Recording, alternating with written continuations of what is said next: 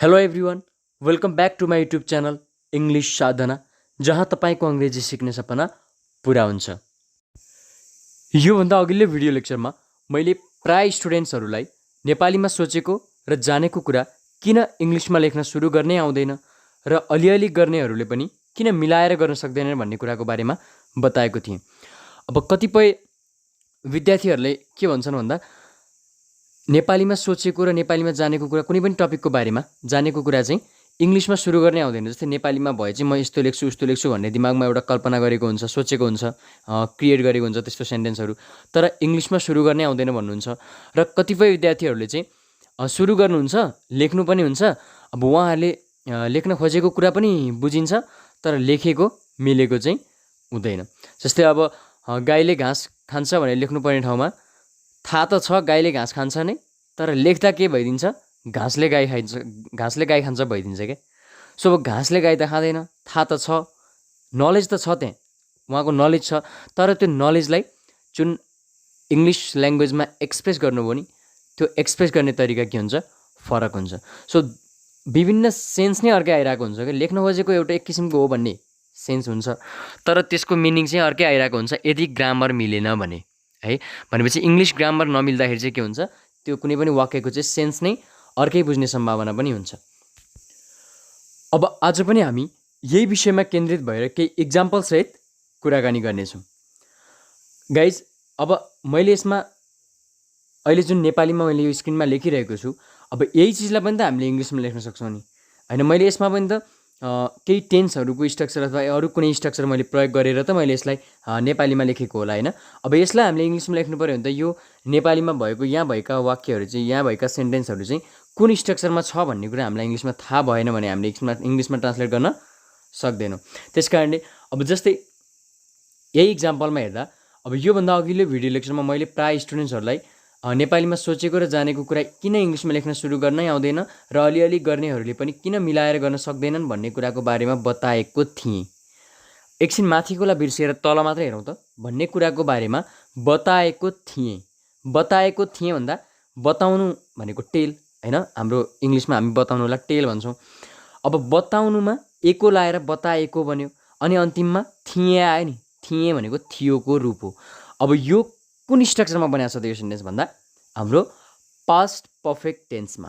अब past perfect टेन्सको full concept लिनुको लागि त पास्ट पर्फेक्ट टेन्स भनेको के हो, यो कस्तो सेन्समा युज हुन्छ, कस्तो बेलामा पास्ट पर्फेक्ट टेन्सको युज गरिन्छ, अनि पास्ट पर्फेक्ट टेन्समा कस्तो खालको एक्जिलरी भर्ब प्रयोग हुन्छ, अनि कस्तो खालको मेन भर्बहरू कुन रूपको मेन भर्बहरू प्रयोग हुन्छ भन्ने कुरा हामीले डिटेलमा जानेपछि मात्र हामीले यस्तो सेन्टेन्स बनाउन सक्छौँ।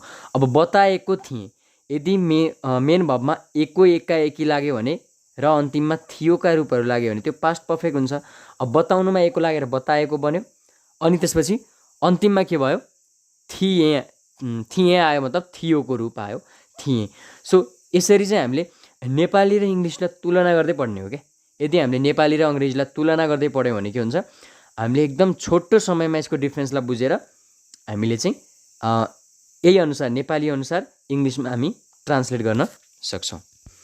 अब तल छ, अब आज पनि हामी यही विषयमा केन्द्रित भएर केही इक्जाम्पलसहित कुरा गर्नेछौँ।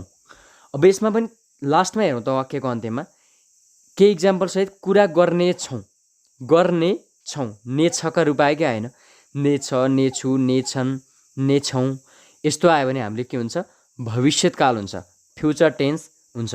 अब फ्युचर टेन्स त हुन्छ, फ्युचर टेन्सको पनि त चारवटा रूप छ नि। एउटा छ सिम्पल फ्युचर टेन्स, अर्को future continuous tense, future perfect tense, अनि अर्को फ्युचर पर्फेक्ट कन्टिन्युअस टेन्स। त्यो मध्ये पनि यो कुन हो भनेर चिन्नको लागि के गर्ने, अब यसमा तैदै अथवा एको एका, तैदै आयो भने के हुन्छ, कुनै पनि काम गरिरहेको, कुनै पनि काम भइरहेको सेन्स आएको छ भने कन्टिन्युअस हुन्छ। अब एको एकाएकी आएको छ भने पर्फेक्ट हुन्छ। अब यो दुवै आएको छैन भने सिम्पल हुन्छ, सिम्पल फ्युचर टेन्स हामी गर्नेछौँ। अब सिम्पल फ्युचर टेन्समा कस्तो खालको भर्बहरू प्रयोग हुन्छ, कस्तो खालको एक्जिलरी भर्बहरू प्रयोग हुन्छ, मेन भर्बको कुन रूप प्रयोग हुन्छ भन्ने कुरा हामीले थाहा नपाएसम्म हामी इङ्ग्लिस सिक्न सक्दैनौँ। सो यसरी मैले यो इक्जाम्पल दिनुको मतलब के हो भन्दा नेपाली र इङ्ग्लिसलाई हामीले कम्पेयर गर्दै पढ्ने क्या। अनि नेपालीमा हामीलाई जुन सेन्टेन्सलाई चाहिँ इङ्ग्लिसमा ट्रान्सलेट गर्नु छ त्यो चाहिँ कुन स्ट्रक्चरमा हुन्छ भनेर आफूले पहिला दिमाग लगाउने।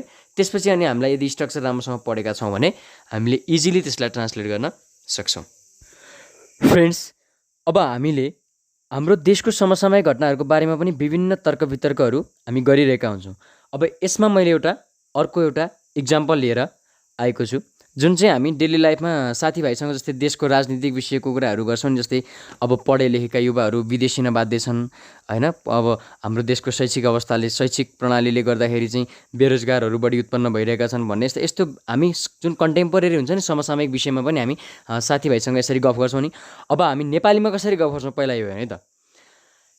देशको राजनैतिक अस्थिरताले धेरै नै सामाजिक समस्याहरू सिर्जना गरेको छ। यसले देशमा बेरोजगारी बढाएको छ, जसले गर्दा देशका हजारौँ युवाहरू जीविकोपार्जन गर्नका लागि मात्र पनि रोजगारको खोजीमा देश छोड्न बाध्य छन्। यदि देशको शैक्षिक प्रणाली सुध्रिएन भने देश उन्नतिको बाटोमा अघि बढ्ने छैन। अब यो भनेको त हामीले डेली लाइफमा धेरै प्रयोग गर्छौँ नि यस्तो खालको शब्दहरू। अब यो एउटा डिबेट पनि भयो। जस्तै हुन्छ नि, जस्तै हाम्रो देशको राजनैतिक अस्थिरताले गर्दाखेरि के समस्याहरू उत्पन्न भएको छ भनेर यदि हामीलाई इक्जाममै क्वेसन आयो भने पनि हामीले एन्सर त लेख्नुपर्छ। अब एन्सर लेख्दा हामी नेपालीमा यसरी लेख्छौँ नि होइन। देशको राजनैतिक अवस्थाले गर्दा चाहिँ धेरै नै सामाजिक समस्याहरू सिर्जना गरेको छ, अनि देशले बेरोजगारी बढाएको छ, जसले गर्दा हजारौँ युवाहरू चाहिँ अब जीविकोपार्जन गर्न भनेको हातमुख जोड्नको लागि होइन, बस बिहान बेलुकाको छाक टार्नको लागि चाहिँ रोजगारको खोजीमा देश छोड्न बाध्य छन् अथवा विदेशी भूमिमा भौतारिन बाध्य छन्। यदि देशको शैक्षिक प्रणाली सुध्रिएन भने देश उन्नतिको बाटोमा अघि बढ्ने छैन भनेर हामी भन्छौँ। अब यसलाई हामीले इङ्ग्लिसमा ट्रान्सलेट गर्नु पर्यो भने हामीलाई के आवश्यक हुन्छ भन्दा मैले सधैँ नै भने जस्तै ग्रामरको स्ट्रक्चर, ग्रामरको रुल, कुन ग्रामरको रुल लगाउँदाखेरि यसलाई हामीले बेस्ट तरिकाले गर्न सक्छौँ भन्ने कुरा हामीले थाहा पाउनु पऱ्यो। त्यसको लागि हामी एकदम ग्रामरलाई चाहिँ हामीले प्रोफाउन्डली स्टडी गर्नुपर्छ। प्रोफाउन्डली भनेको गहन तरिकाले। अब यस्तो भोकाबुलरीहरू पनि हामी बिस्तारै पढ्दै जानेछौँ। अब यसमा विभिन्न सेन्टेन्सहरू जोडिएका पनि छन्। कुनै छोटो सेन्टेन्स छ, कुनै लामो सेन्टेन्स छ।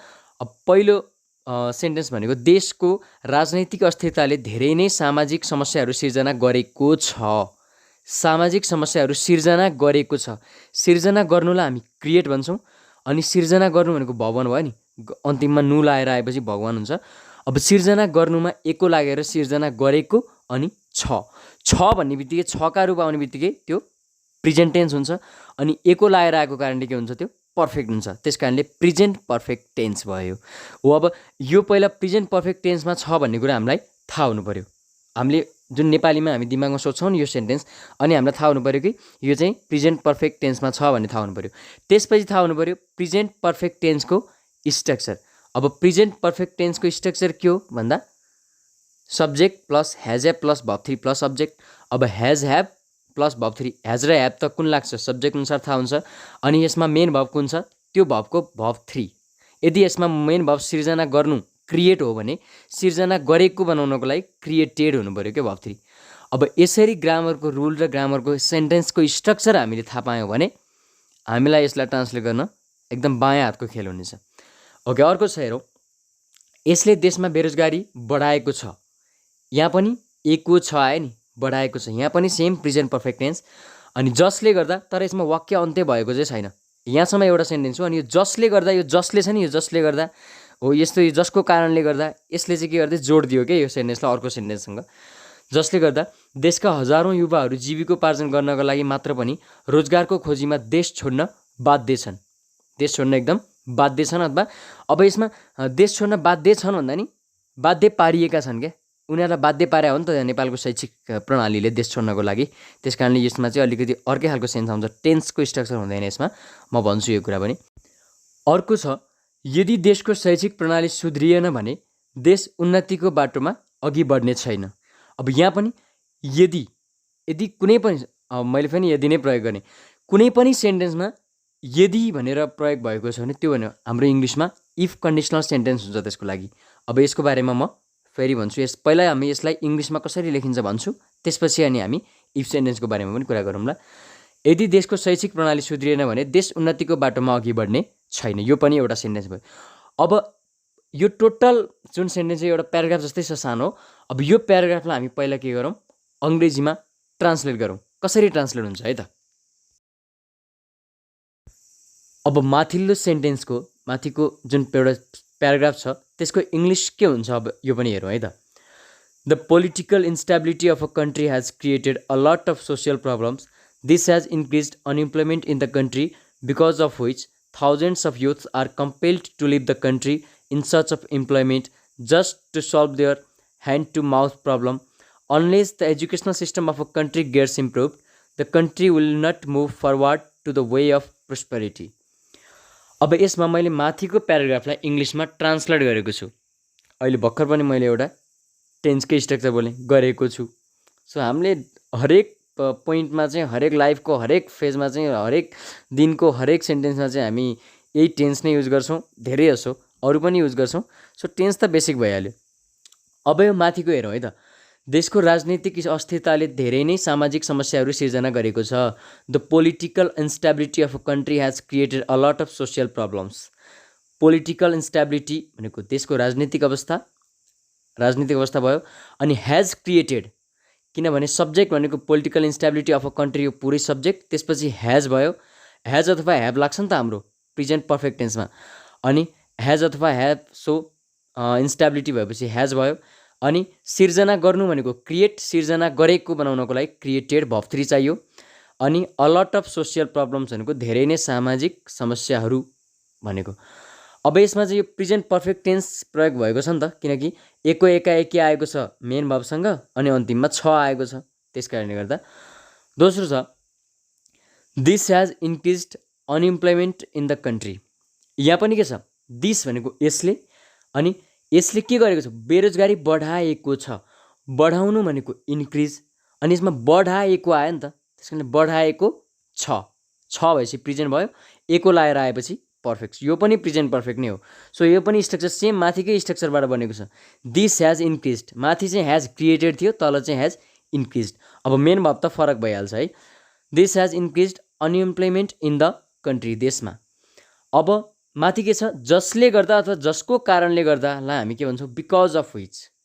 बिकज अफ विच भनेको जसको कारणले गर्दा देशका हजारौँ युवाहरू जीविकोपार्जन गर्नको लागि मात्र पनि रोजगारको खोजीमा देश छोड्न बाध्य छन्। Because of which thousands of youth, हजारौँ युवाहरू are compelled to leave the country भनेको हजारौँ युवाहरू चाहिँ बाध्य छन् के गर्न, देश छोड्न। इन सर्च अफ इम्प्लोइमेन्ट भनेको रोजगारको खोजीमा। Just to solve their hand to mouth problem भनेको मात्र हात र मुखको समस्या भन्नुको मतलब के हो, हात मुख जोड्ने भनेको। जुन यो solve their hand to mouth problem भनेको छ नि हामीले, ह्यान्ड टु माउथ प्रब्लम भनेको चाहिँ हाम्रो हात मुख जोड्ने समस्या भन्न खोजेको। अब यसमा हामीले जीविकोपार्जन गर्नको लागि भनेको टु अर्न लाइभलीहुड भन्न पनि मिल्छ होइन। अर्न भनेको कमाउनु, लाइभलीहुड भनेको जीविका। अब आफ्नो जीवन कमाउने हो नि त, पैसा कमाएर बिहान बेलुका छाक टार्न सक्नु भनेको आफ्नो जीवन नै कमाउनु हो। त्यस कारणले हामी चाहिँ जीविकोपार्जन गर्नुलाई अर्न लाइभलीहुड पनि भन्छौँ। तर अझै स्ट्यान्डर्ड के हुन्छ, to solve their hand to mouth problem. उनीहरूको हातमुख जोड्ने समस्या समाधान गर्नको लागि रोजगारको खोजीमा चाहिँ देशका हजारौँ युवाहरू चाहिँ देश छोड्न बाध्य छन्। अब यसमा जुन यो आर कम्पेल्ड भन्ने छ नि, अब यो because of which thousands of youth are compelled, अब यो चाहिँ हाम्रो प्यासिभ भोइसमा छ। अब प्यासिभ भोइसको बारेमा हामी पढ्ने बेलामा डिटेलमा पढौँला, तर प्यासिभ भोइस पनि यसरी युज भएको छ भन्न खोजेको। अर्को छ unless the educational system of a country gets improved the country will not move forward to the way of prosperity. अब यो अनलेस कसरी युज भयो होला, अनलेस भनेको वास्तवमा इफ नट हो क्या। If the educational system of a country does not get improved भन्न खोजेको हो। अब यसमा यदि हामीले नट नलगाइकन गर्ने हो भने चाहिँ हामीले अनलेस गर्न मिल्छ, तर यो अनलेस भनेको चाहिँ इफ सेन्टेन्सको हो। अब यसमा इफ सेन्टेन्स पनि हाम्रो डेली लाइफमा प्रयोग हुने रहेछ भनेपछि अब यो इफ सेन्टेन्सको पनि स्ट्रक्चर के हो, कसरी प्रयोग गरिन्छ डेली लाइफमा भन्ने कुरा हामी इफ कन्डिसनल सेन्टेन्सकै टपिकमा चाहिँ हामी डिटेलमा पढ्नेछौँ।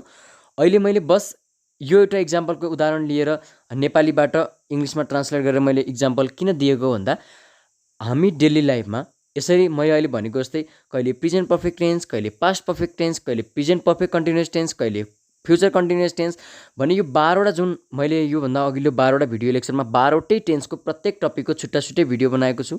सो त्यहाँ मैले जति पनि कुराहरू एक्सप्लेन गरेको छु, यो 12वटै स्ट्रक्चरहरू चाहिँ हाम्रो लाइफमा जतिसुकै बेला जुनसुकै अवस्थामा पनि हाम्रो प्रयोग हुनसक्छ क्या। अब त्यसमा कहिले अब पोजिटिभ युज हुन्छ, कहिलेकाहीँ हामीले जुन एफर्मेटिभ सेन्टेन्स पढाएको थियौँ एफर्मेटिभ पनि युज हुन्छ, नेगेटिभ पनि युज हुन्छ, कहिलेकाहीँ इन्टरोगेटिभ पनि युज हुन्छ क्वेसन सोद्धाखेरि। भने प्रत्येक कुरा चाहिँ, प्रत्येक टपिक चाहिँ हाम्रो डेली लाइफसँग यति धेरै नजिक हुन्छ, यति धेरै क्लोज हुन्छ कि हामीले चाहिँ त्यसलाई ध्यान दियौँ भने चाहिँ हामीले स्ट्रक्चर राम्रोसँग पढ्यौँ भने के हुन्छ, हामीलाई चाहिँ टेन्स राम्रोसँग जान्न सक्यौँ भने एकदम सजिलो हुन्छ ट्रान्सलेट गर्नको लागि। अब यसमा पनि त म्याक्सिमम् टेन्सकै कुराहरू छ। अब भोइसको कुराहरू पनि छन्, तर भोइस जान्नलाई पनि टेन्स नजानी हुँदैन क्या।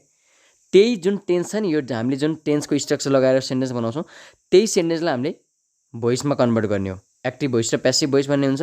हाम्रो टेन्स भनेको हाम्रो एक्टिभ भोइस जस्तै हो। अब त्यसलाई हामीले के गर्छौँ, प्यासिभ भोइसमा कन्भर्ट गर्छौँ। भने हामीले पहिला त टेन्स नजानिकन त भोइस पनि पढ्न सक्ने रहन्छौँ। टेन्स नजानिकन हामी इफ सेन्टेन्स पनि पढ्न सक्दैनौँ। मतलब हामी टेन्स नजानिकन ग्रामरको कुनै पनि कुरा पढ्न सक्दैनौँ। त्यही भएर टेन्स भनेको हाम्रो इङ्ग्लिस ग्रामरको के हो, मेरुदण्ड हो, ब्याकबोन हो। अब यसरी मैले यो इक्जाम्पल लिएर गरेँ जस्तै अरू पनि हामीले विभिन्न इक्जाम्पलहरू लिएर गर्न सक्छौँ। अझै केही इक्जाम्पलहरू गरौँ है त। अब इक्जाम्पल छ, हाम्रो गाउँमा विदेशी पर्यटकहरूले गाउँलेका छोराछोरीलाई पढ्नको लागि स्कुल बनाउने योजना बनाइरहेका छन्। अब हामीले पनि यो उल्लेखनीय कार्यमा उनीहरूलाई सहयोग गर्नुपर्छ। अब यो एउटा प्याराग्राफ जस्तै यसमा दुईवटा सेन्टेन्सहरू छन्। सो एउटा सिम्पल प्याराग्राफ नै भनौँ न यसलाई पनि। दुईवटा सेन्टेन्सहरू छन्। पहिलो सेन्टेन्स छ, हाम्रो गाउँमा विदेशी पर्यटकहरूले गाउँलेका छोराछोरीलाई पढ्नको लागि स्कुल बनाउने योजना बनाइरहेका छन्। यसमा हेरौँ त, स्कुल बनाउने योजना बनाइरहेका, यदि कुनै पनि सेन्टेन्समा रहेको, रहेका, रहेकी अथवा तैदै, तैदै र रहेको, रहेका, रहेकी एउटै हो। रहेको, रहेका, रहेकी अनि पछाडि छका रूप भनेको छन् आछ नि, छ, छु, छौ, छन् सबै छका रूपहरू हुन् भने त्यो सेन्टेन्स के हुन्छ, प्रेजेन्ट कन्टिन्युअस टेन्स हुन्छ। अब यसलाई हामीले चिन्न सक्नु पऱ्यो। अब प्रेजेन्ट कन्टिन्युअस टेन्स भनेको के हो, अहिले वर्तमान समयमा केही काम भइरहेको छ नि, अहिले के काम भइरहेको छ, योजना बनाइरहेका छन् भन्नुको मतलब योजना बनाउने काम भइरहेको छ। अब यो योजना बनाउने काम कसले गरेका भन्दा हाम्रो गाउँमा विदेशी पर्यटकहरूले, मतलब विदेशी पर्यटकहरूले चाहिँ योजना बनाइरहेका छन् नि। सो विदेशी पर्यटक चाहिँ हाम्रो के हुन्छ, यसमा सब्जेक्ट हुन्छ। अब हामीले यो प्रेजेन्ट प्रेजेन्ट कन्टिन्युअस टेन्समा हो भनेर थाहा पाएपछि अब हाम्रो दिमाग कहाँ जान्छ, प्रेजेन्ट कन्टिन्युअस टेन्सको स्ट्रक्चरमा जान्छ। त्यसपछि यसमा त इजेएमआर लाग्छ अनि भर्ब लाग्छ भन्ने थाहा हुन्छ। किनकि कन्टिन्युअस भनेपछि प्रेजेन्ट, पास्ट, फ्युचर जुनसुकै भए पनि भर्ब नै लाग्छ। त्यसपछि इजेएमआर भनेको प्रेजेन्टमा, वाज वेयर भनेको पास्टमा, विल बी भनेको फ्युचरमा। सो अब बनाइरहेका छन् भनेपछि के हुन्छ, इजेएमआरको आर लाग्छ यसमा। छन् भनेपछि धेरैजना छन् न त। भने यसरी हाम्रो पहिला नेपाली सेन्टेन्स हामी हेर्छौँ, दिमागमा सोध्छौँ। अनि नेपाली सेन्टेन्स दिमागमा सोचेपछि यो चाहिँ कुन टेन्समा छ भनेर सोध्छौँ अनि थाहा पाउँछौँ प्रेजेन्ट कन्टिन्युअस टेन्समा छ भनेर थाहा हुन्छ। त्यसपछि प्रेजेन्ट कन्टिन्युअस टेन्सको स्ट्रक्चर याद गर्छौँ अनि स्ट्रक्चर याद गरिसकेपछि इङ्ग्लिसमा इजिली ट्रान्सलेट हुन्छ। अर्को छ, अब हामीले पनि यो उल्लेखनीय कार्यमा उनीहरूलाई सहयोग गर्नुपर्छ। अब यो गर्नुपर्छ भन्ने छ नि, यो चाहिँ हाम्रो टेन्सको सेन्टेन्स होइन। अब यसको लागि हामीले छुट्टै स्ट्रक्चर पढ्नुपर्छ। अब यो गर्नुपर्छ, कुनै पनि काम गर्नुपर्छ, जस्तै हामी डिसिप्लिनमा रहनुपर्छ होइन।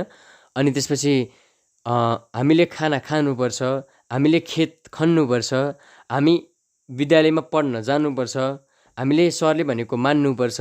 यस्तो यस्तो जुन हुन्छ नि हामीले गर्नुपर्ने काम, के मैले यस्तो गर्नुपर्छ, उसले यस्तो गर्नुपर्छ, गर्नुपर्छ भन्ने सेन्स आयो भने त्यसको लागि छुट्टै स्ट्रक्चर छ। अब त्यो स्ट्रक्चर के हो त्यो पनि हामी हेर्छौँ। अब यसको इङ्ग्लिसमा के हुन्छ त भन्दा, in our village foreign tourists are planning to build a school for the children of the villagers, now we must help them to in their remarkable work. अब यसमा छ, माथि पहिला हेरौँ, हाम्रो गाउँमा विदेशी पर्यटकहरूले गाउँलेका छोराछोरीलाई पढ्नको लागि स्कुल बनाउने योजना बनाइरहेका छन् अथवा बनाउँदैछन्, मतलब प्रेजेन्ट कन्टिन्युअस टेन्समा छ। अब तल हेरौँ, हाम्रो गाउँमा in our village foreign tourists are planning to build a school, उनीहरू चाहिँ योजना बनाउनु भनेको प्लान, सो बनाइरहेका भनेपछि बनाउँदै, बनाइरहेका बनाउनको लागि भर्ब हो प्लानिङ। टुरिस्टमा के लाग्छ, इजेएमआर प्लस भर्ब हो अनि टुरिस्टमा लाग्छ are. So foreign tourists are planning to build a school. अब स्कुल बनाउने, अब यसमा बनाउने भनेको मतलब टु मेक स्कुल हुँदैन है। अब कुनै पनि बिल्डिङ, कुनै पनि भवन बनाउनेलाई हामी बियुआइएलडी बिल्ड भन्छौँ। So are planning to build a school कसको लागि, for the children of the villagers, गाउँलेको छोराछोरीको लागि फरेन टुरिस्टहरूले चाहिँ स्कुल बनाउने योजना बनाइरहेका छन्। सो हाम्रो ठ्याक्कै स्ट्रक्चरसँग मिल्यो नि। पहिला हामी नेपालीमा हाम्रो दिमागमा आयो, त्यसपछि हामीले के सम्झ्यौँ, ए यो त प्रेजेन्ट कन्टिन्युअस टेन्समा रहेछ भनेर सम्झ्यौँ। त्यसपछि हामीले प्रेजेन्ट कन्टिन्युअस टेन्सको स्ट्रक्चर याद गऱ्यौँ अनि स्ट्रक्चरमा लगेर राखिदियौँ। सब्जेक्टसम्म सब्जेक्ट मिलाएर, भबमा भब मिलाएर, अब्जेक्टमा अब्जेक्ट मिलाएर लेख्नुपर्छ। सो यसरी हामीले चाहिँ दिमागमा नेपालीमा सोच्दै इङ्ग्लिसमा ट्रान्सलेट गर्दै गर्नुपर्छ। सुरुमा बिस्तारै हुन्छ, सुरुमा यति छिटो हुँदैन कि दिमागमा चाहिँ नेपालीमा सोच्यो कि इङ्ग्लिसमा ट्रान्सलेट भइहाल्ने, हुँदैन। धेरै समय लाग्छ। रेगुलर प्र्याक्टिस गर्नुपर्छ र एक समय यस्तो आउँछ कि ट्रान्सलेट गरिरहेको छु मैले भन्ने कुरो थाहा हुँदैन कि हाम्रो दिमागले इङ्ग्लिसमै सोच्न थाल्छ कि नेपालीमा भन्दा पहिला इङ्ग्लिसमा हाम्रो दिमागमा फुर्न थाल्छ। सो यो कुरा चाहिँ अनुभव नगरिकन थाहा हुँदैन। सो नमरिकन स्वर्ग देखिँदैन भने जस्तै आफैले प्र्याक्टिस गर्दै गएर एकचोटि आफूले अनुभव कुनै एउटा स्टेजमा पुगेर अनुभव हुन्छ क्या, एक्सपिरियन्स हुन्छ कि ए हो रहेछ, यो वास्तवमै यो कुरा सत्य रहेछ भने जस्तो फिल हुन्छ। अर्को छ now we must help them to in their remarkable work, भनेको माथि अब हामीले भनेको नाउ हामीले पनि यो उल्लेखनीय कार्यमा, यो उल्लेखनीय भनेको तिनीहरूको उल्लेखनीय कार्यमा उनीहरूलाई सहयोग गर्नुपर्छ। We must help them to in their remarkable work, उल्लेखनीय भनेको रिमार्केबल, अब यसमा मस्ट लाग्यो नि, एमयुएसटी, मस्ट प्लस हेल्प भनेको भगवान। अब यो मस्ट प्लस भगवान कस्तो खालको स्ट्रक्चरमा प्रयोग हुन्छ भन्दा यदि हाम्रो सब्जेक्टले चाहिँ कुनै पनि काम गर्नुपर्छ भन्ने सेन्स आइरहेको छ भने त्यस्तो बेलामा हामी मस्ट प्लस भवन लगाउँछौँ। अब यसमा यो गर्नुपर्छ भन्ने सेन्समा मस्ट लाग्छ, सुड लाग्छ, ह्याभ टु लाग्छ, इज टु लाग्छ, एम टु, आर टु लाग्छ, धेरै छन् यो मध्ये। तर अब अहिले चाहिँ मैले यहाँ मस्ट लगाएर गरेँ। अब हामी पछि यो गर्नुपर्छ भन्ने सेन्समा यो मस्ट सुडहरूको बारेमा पढ्दाखेरि डिटेलमा यो गर्नुपर्छको लागि कतिवटा कुराहरूले जनाउन सकिन्छ, हामी एकदम डिटेलमा डिपली अध्ययन गर्नेछौँ। सो यसरी चाहिँ हामीले प्रत्येक सेन्टेन्सलाई चाहिँ हामीले डेली लाइफमा बोल्ने सेन्टेन्सलाई चाहिँ नेपालीमा सोच्ने, अनि त्यसपछि यो कुन टेन्समा छ पत्ता लगाउने, त्यसपछि त्यो टेन्सको स्ट्रक्चर याद गर्ने, अनि त्यस टेन्सको स्ट्रक्चरमा राख्दै जाने। हामीले बिस्तारै यो गर्दै गयौँ भने एउटा टाइम यस्तो आउँछ कि हाम्रो दिमागले चाहिँ ट्रान्सलेट गरेको भन्ने कुरै थाहा हुँदैन कि हामी चाहिँ एकदम इङ्ग्लिसमै सोचिरहेछौँ भन्ने फिल हुन्छ क्या। सो यो फिल गर्नको लागि एकदम धेरै बेसिकबाट मेहनत गर्दै जानुपर्छ। आज त मैले केही टेन्सहरूको इक्जाम्पल, कुनै प्रेजेन्ट कन्टिन्युअस आयो, कुनैमा पास्ट पर्फेक्ट कन्टिन्युअस आयो, कुनैमा पास्ट पर्फेक्ट आयो, कुनैमा फ्युचरको कुराहरू आए। सो यसरी मैले केही टेन्सहरूको इक्जाम्पल दिइरहेको छु आज। तर हाम्रो 12वटै टेन्सको स्ट्रक्चरबाट हामी हजारौँ सेन्टेन्सहरू, हजारौँ प्याराग्राफहरू, लाखौँ एस्सेहरू लेख्न सक्छौँ। र मैले भनिसकेको छु कि टेन्स राम्रोसँग अध्ययन गऱ्यो भने 50 to 60% सेन्टेन्स त आफै फर्मेसन हुन्छ एकदम इजिली।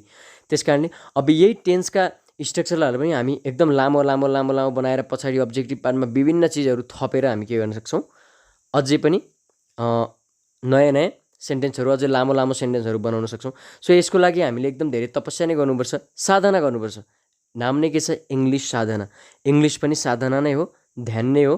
साधना बिना यो पनि आउनेवाला छैन। त्यस कारणले आजैबाट कम्प्युटर डटपिन हातमा लिएर भिडियो लेक्चरलाई कम्प्लिटली अलिकति पनि स्किप नगरिकन ध्यान दिएर सुनेर नोट बनाएर घुँडा धसेर पढ्न सुरु गर्नुभयो भने धेरै समय लाग्दैन।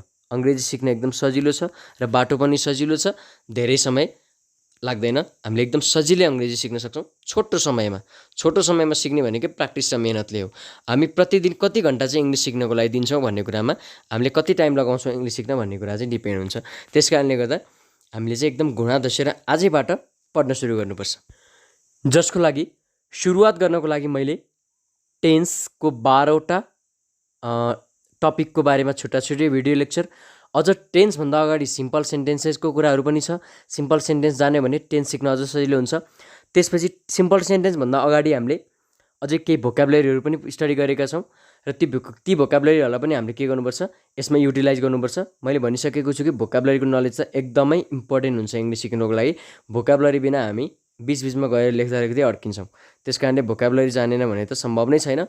डेली लाइफमा आउने भोकाबुलरीहरूको अब भिडियो लेसन पनि म नेक्स्ट भिडियो लेक्चरमा चाहिँ हामी अब यस्तै डेली लाइफमा युज गरिने वर्डहरू, डेली लाइफमा युज गरिने सेन्टेन्सहरू, योसँग रिलेटेड भिडियो लेक्चरहरू पनि धेरै नै म अपलोड गर्नेछु र त्यसलाई पनि एकदम रेगुलरली फलो गर्नु होला र अङ्ग्रेजी सिक्ने एउटा सारथी बनाउनु होला भिडियोलाई। सो गाइज, तपाईँहरूलाई यो भिडियो कस्तो लाग्यो? यदि हजुरलाई यो भिडियो मन परेको छ भने प्लिज भिडियोलाई लाइक, कमेन्ट र सेयर गर्नुहोला। अनि मेरो युट्युब च्यानल इङ्ग्लिस साधनालाई पनि सब्सक्राइब गर्न नभुल्नुहोला। ताकि मैले अपलोड गर्ने हरेक भिडियोको नोटिफिकेसन सबैभन्दा पहिला तपाईँहरूमा आउनेछ र कुनै पनि भिडियो लेक्चर छुट्ने छैन, जसले तपाईँहरूको अङ्ग्रेजीको नलेजलाई चाहिँ एकदम बुस्ट गर्नेछ र तपाईँहरूलाई जीवनमा ठुल्ठुलो उचाइहरू हासिल गर्नको लागि पनि मद्दत गर्नेछ। ओके गाइज, आजलाई यति नै। अबको नेक्स्ट भिडियो लेक्चरमा म अझै महत्त्वपूर्ण टपिक लिएर हजुरसमाज उपस्थित हुने वाचा गर्दै आजको यस भिडियोबाट बिदा लिन चाहन्छु।